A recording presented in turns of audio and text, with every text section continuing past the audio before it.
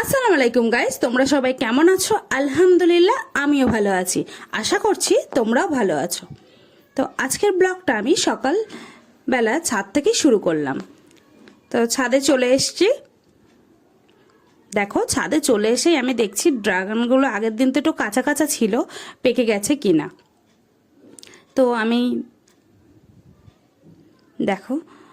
আমি এসে দেখছি দুটো পেকে গেছে। পেকে যাওয়ার পরে আমি পরেরগুলো দেখছি যে কেমন কি। এটা এখনও পাকতে অনেক সময় লাগবে, এখনও পাকেনি, কালারটা সেইভাবে আসেনি এখনও। তো এইভাবেই আমি প্রতিটা গাছে কয়েকটা করে আছে, আর আগের দিন তো সবই পেরে নিয়েছি। তো আমি সেটাই দেখছি যে কেমন পেকেছে। এইটা এখনও সময় লাগবে, এখনও 2 দিন মতো তো লাগবেই সময়। তো এই গাছেও যেটা দেখছি এটাও কালারটা এখনও 2 দিন মতো সময় লাগবে। তো এইগুলো দেখেই আমি এই ফলগুলো দেখছি, এই ফলগুলো পুরো কাঁচা আছে, একদম কাঁচা আছে। দেখো, তো এইভাবে আমি সবগুলো দেখে যাচ্ছিলাম যে কেমন কেমন আছে সবগুলো, আর তোমাদের সাথেও শেয়ার করব। তো তারপর আমি ছাদে চলে আসলাম। দেখো, ছাদে চলে এসেছি। চলে আসার পরে দেখছি এই গাছগুলো কেমন হচ্ছে, ড্রাগন আছে। তো দেখছি এই ফলটা পেকে গেছে, একদম পুরো পেকে গেছে। তারপর ফুলও এসছে, দেখে তো এত আনন্দ হচ্ছিল বলার কথা না, যে গাছে পাকা ফল আবার ফুল এসছে, ভীষণই আনন্দ হচ্ছিল। বিষয়টা বেশ ভালো। তারপর এই গাছগুলো দেখছিলাম। তো তারপর আমি ছাদে পানি দিতে চলে এসেছি। এবার তোমরা হঠাৎ ভাববে যে সকালবেলা হঠাৎ পানি কেন দিচ্ছি, কারণ আজকে এক জায়গায় যাব। অবশ্যই তোমাদের সাথে পরে শেয়ার করব যে আমি কোথায় আছি। দেখো, ওই জন্য আম্মু বলল আগে ছাদে গিয়ে পানি দিয়ে আসার জন্য গাছগুলো। তো আমি ছাদে এসেছি, গাছগুলো পানি দিয়ে যাব প্রতিটা গাছেই, কারণ 1-2 দিন হয়তো বাড়ি থাকবো না, ওই জন্যই আমি ছাদে পানি দিয়ে যাচ্ছি।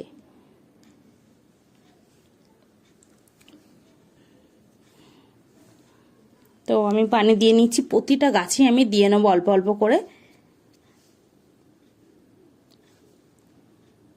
তো প্রতিটা গাছেই আমি দিয়ে নিচ্ছি। আম গাছটাই দেওয়া হয়ে গেছে দেখো। তারপর আমি ড্রাগন গাছটাও দিচ্ছি, এদিকে লেবু গাছেও দেব। তো এইভাবে প্রতিটা গাছেই আমি দিয়ে নেব। তো এইভাবে আমি প্রতিটা গাছেই দিয়ে নিচ্ছি পানি। ড্রাগন গাছটাও দিয়ে নিলাম। তো দেওয়ার পরে এই একটা ড্রাগন গাছ বাকি ছিল, তো এইগুলো আমি প্রতিটা গাছেই আমি পানি দিয়ে নেব। বুঝতেই তো পারছো, যেহেতু বাড়ি থাকবো না 2 দিন মতো, ওই জন্য।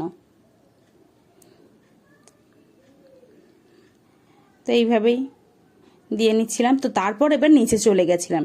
নিচে চলে গিয়ে আম্মু বলছে ফলগুলো পেকেছে, তাই আমি বলছি হ্যাঁ, 2টো পাড়ার মতো হয়ে গেছে। তো আম্মু বলল যে পেরে নিয়ে আসতে, বাপিও বলছিল যে পেরে নিয়ে আয়। আবার আমি সেই নিচে থেকে ছাদে চলে আসলাম। তো দেখো, একটা পাড়া হয়ে গেছে। যেহেতু একটা ডালে 2টো, ওই জন্য সাইজটা খুব একটা বড় হয়নি, কিন্তু যেটা হয়েছে সেটাই আলহামদুলিল্লাহ ভালো হয়েছে। তো ফল 2টো পেরে নিয়েছি, কালারটা কতটা সুন্দর হয়েছে। তারপর আমি সিঁড়ি দিয়ে নিচে চলে আসছিলাম ফল 2টো নিয়ে। কালার 2টো এত ভালো হয়েছে দেখতে, আমার খুবই ভালো লাগছিল। তো আমি নিচে চলে আসছি। দেখো, আমি নিচে চলে এসেছি। নিচে চলে আসার পর কিছুক্ষণ পর আমি রেডি হয়ে গেছি। সানস্ক্রিনটা মেখে ব্যাস ঠোঁটে একটু পিঙ্কে লাগিয়ে তারপর বেরিয়ে গেছি। কিছুই করিনি, কারণ এত রৌদ্র ছিল, আর বেরোতেও আমাদের দেরি হয়ে গেছে বলার কথা না। তো তারপর আমরা পৌঁছে গেছি। এবার আমরা অটোয় উঠবো, ওই জন্য আমি মিষ্টিটা আগে কিনে নেবো।